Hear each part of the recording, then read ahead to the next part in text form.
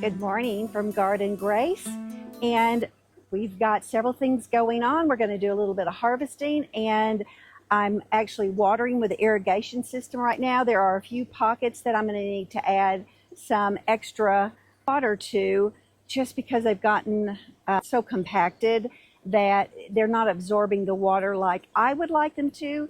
But I'm also going to be adding in a handful of worm castings for the health of the plants, because guess what I have found out? I have flea beetles. Yes, flea beetles.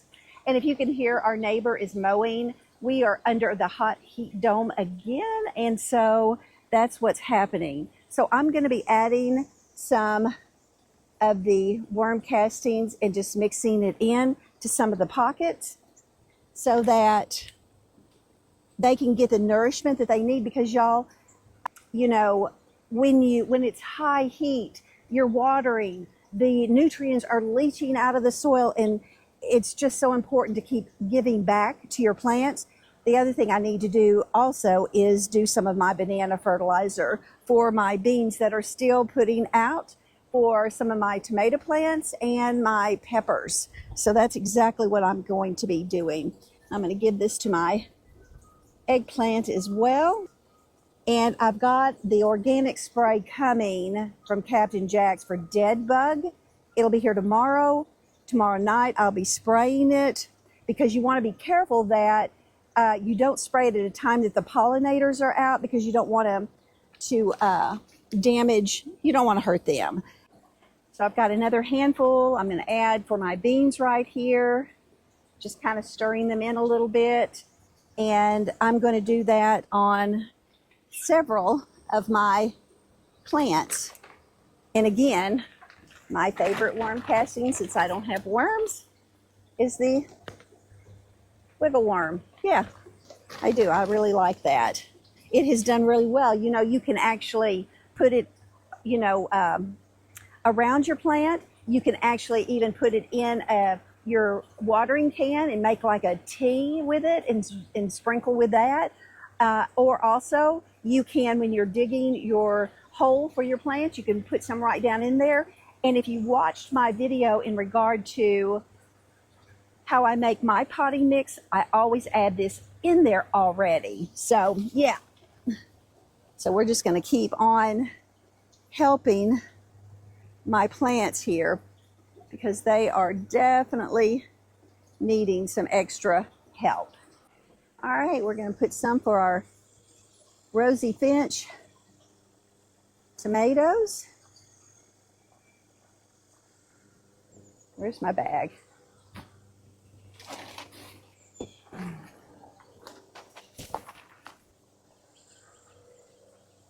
So tell me, what bugs have y'all been dealing with this summer?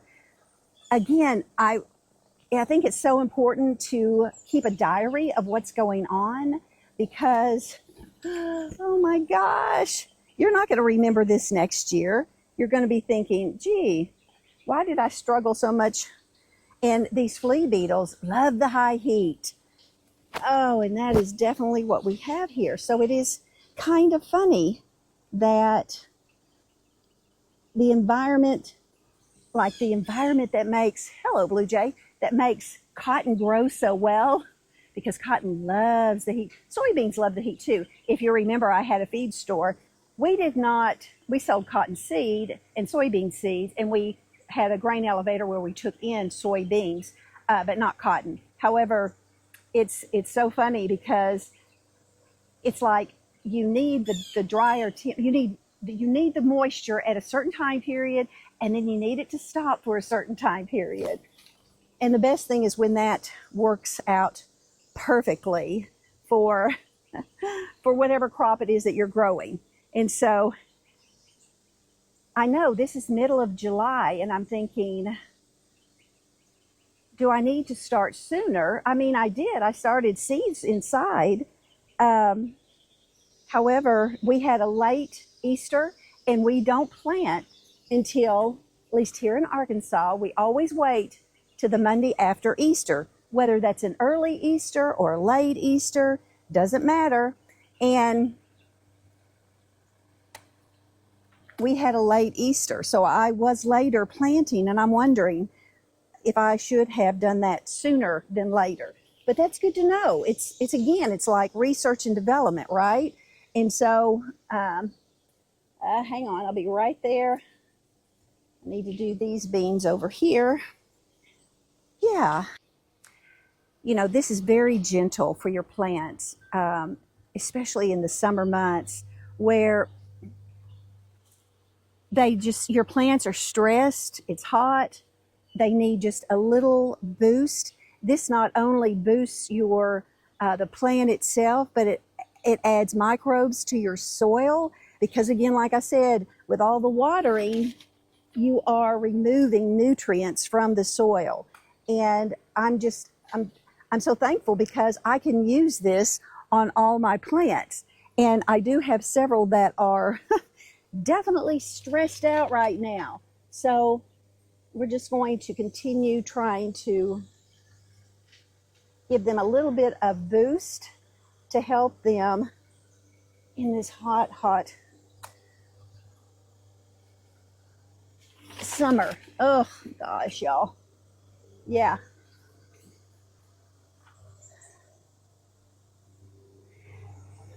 So this is what I love about doing the worm castings, and I hope that you understand it's something else that you just need to have in your medicine cabinet for your garden so that you can add it when you need to add more. It's like a shot of B12 or something that you might need, something that's going to help boost your energy, boost your ability to do things.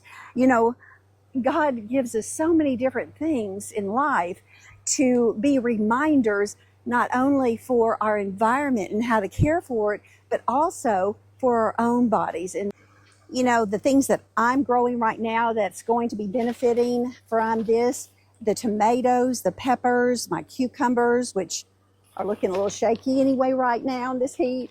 And y'all, I don't know if you caught, but I planted some, let's see if I can turn you just a little bit. I think you can see it. I planted some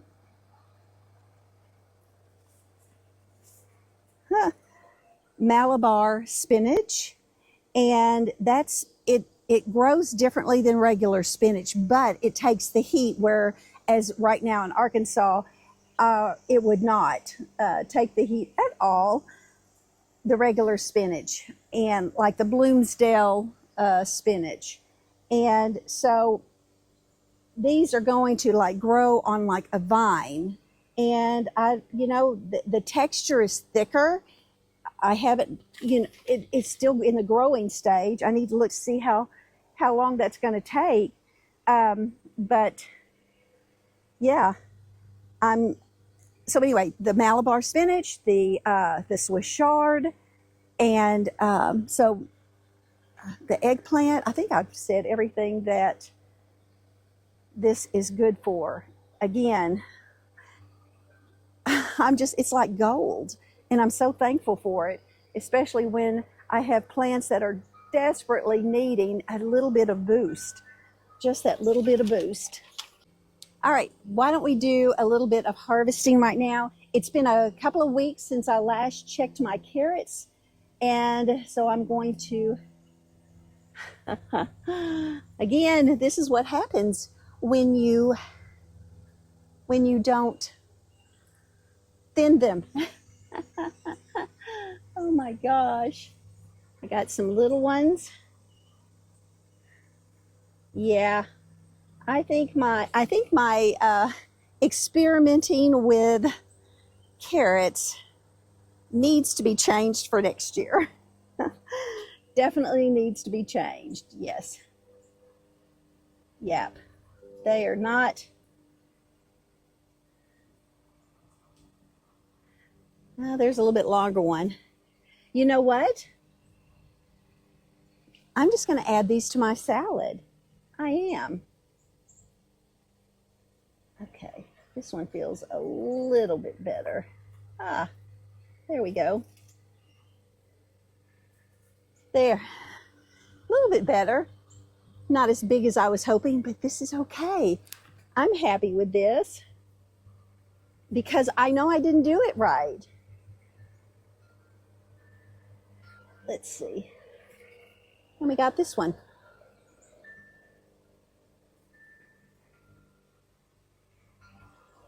That one's pretty little. Okay, well, first part of the harvest is carrots. All right, so we've got the carrots, and y'all, I actually got some Fiskar little pruners, little shears to harvest, only to be used, not around bugs and things like that I was clipping off. And this came in an actual 2-pack. I'll give you a link down below. But they're small enough that I can just clip what I need, and I won't be pulling on these these rosy finch. Oh my gosh, they are just here. Let's bring you closer. They're just clustered so tight together, and so I don't want to disturb. Oh, that one, see, it was ready because it just came right off. So these need to go another day or two. I'm not ready to harvest these particular peppers, but let's look over here. Let's go over here, y'all.